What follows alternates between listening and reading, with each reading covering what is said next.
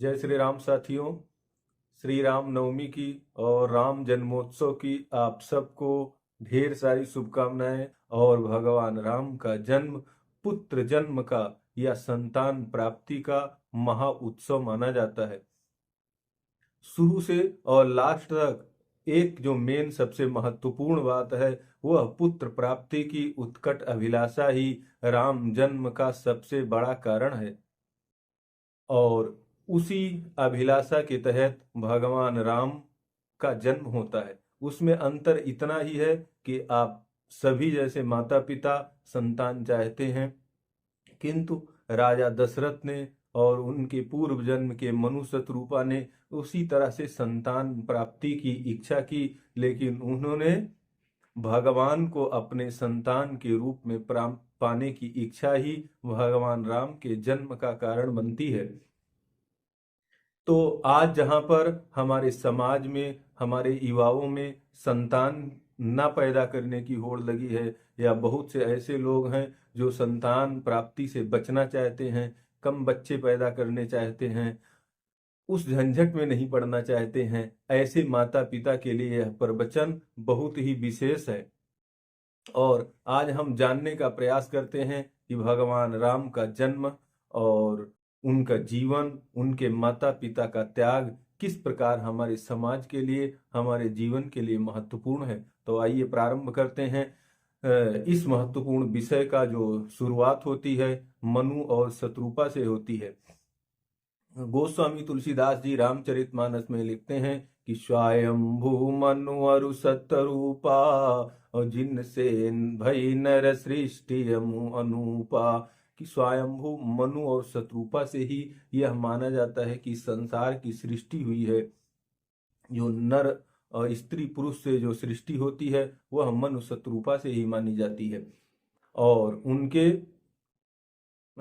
भी बालक होते हैं, तो उनके उत्तानपाद पुत्र हैं। सबसे बड़े पुत्र का नाम है, जिनके ध्रुव जी महाराज महान भक्त हुए हैं। और उसके बाद में लघुसुत नाम प्रियव्रता ही छोटे पुत्र का नाम प्रियव्रत है। और तीन कन्याएं हैं, देवहूति, अकूति और प्रसूति।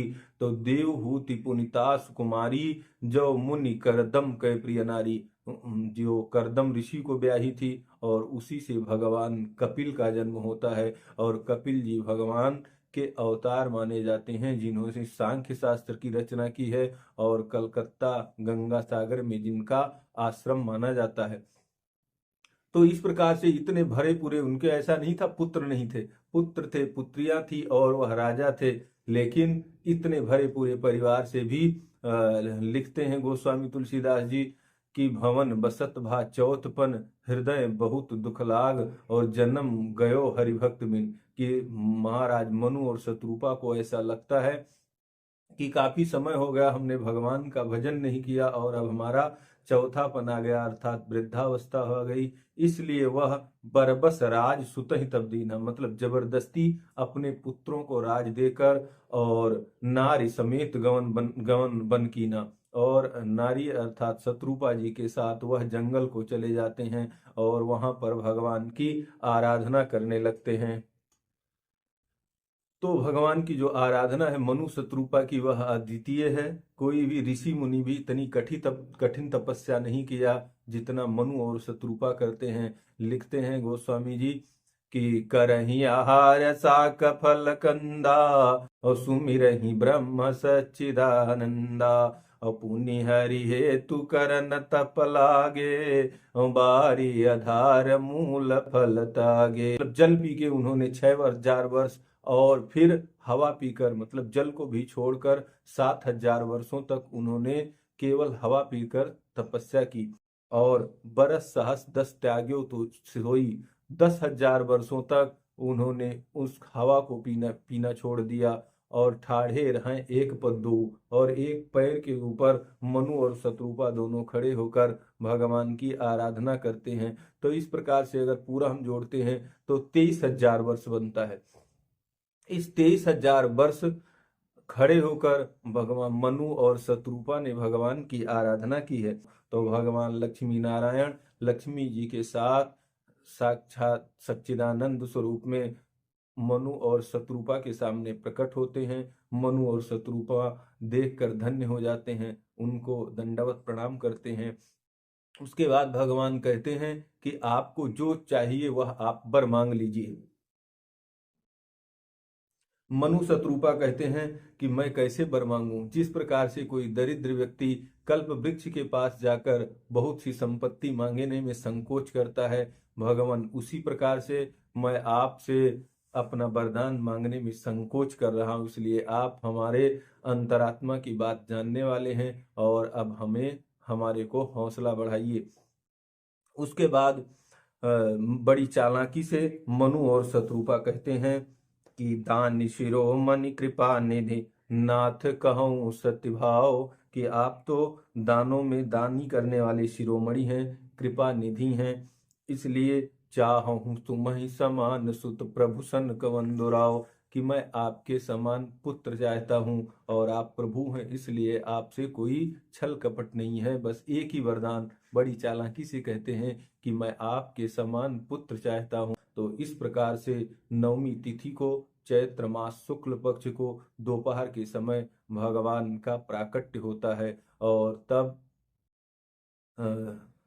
भय प्रकट कृपाला दीन दयाला आप सब लोगों ने सुना होगा। इस प्रकार वह प्रकट होते हैं। और जैसे आप देखते हैं कि बाकी जगह जब बच्चा होना होता है तो औरतें पहले ही पहुंच जाती हैं, उनको पता चल जाता है, लेकिन दशरथ के यहाँ कौशल्या माता के यहाँ ऐसा कुछ नहीं हुआ है। भगवान पहले प्रकट हो जाते हैं और उसके बाद में जब फिर सुनि सुसरुदन प्रियम प्रियवानी संभ्रम चली आई सब रानी, और जब बच्चा रोना शुरू कर देता है, भगवान अपने प्राकट्य रूप से जब बालक बन जाते हैं और उसके बाद जब वो रोते हैं, तब सब रानियां और सब लोगों को पता चलता है। और दशरथ पुत्र जन्म सुनिकाना मानहु ब्रह्मानंद समाना, और फिर दशरथ जी को भी पता चलता है कि हमारे यहाँ पुत्र उत्पन्न हुआ है और उनको ऐसे लगता है कि वह ब्रह्मानंद में समा गए हैं।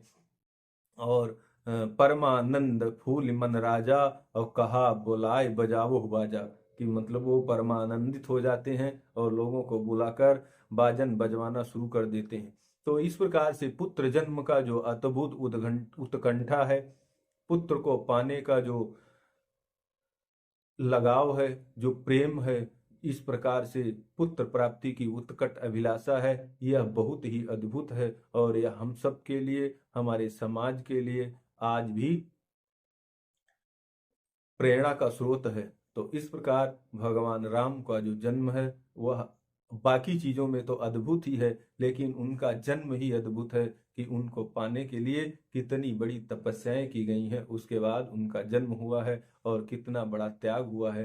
तो आज इस पुत्र सेशन के अंदर हम आप सबको आशा करते हैं, और यह हमारे यहाँ पहले भी है, कहा भी गया है कि विद्या बुद्धि तेज बल सबके भीतर होए, और दूध पूत धन धान्य से वंचित रहे न कोई, कि सबके यहाँ दूध और पुत्र होना चाहिए, धन होना चाहिए। तो आप सबके यहाँ ये सारी चीजें हों और आपके घर में सुंदर पुत्र हो, संतानें हो, इसी कामना के साथ आप सबको पुनः रामनवमी की अनेकानेक शुभकामनाएं। और जो संतान है वह भगवान के समान, आप भी उनसे प्रेम करें और वह भी आपसे प्रेम करें, और आपका परिवार सुखी शांति से रहे। धन्यवाद, नमस्कार।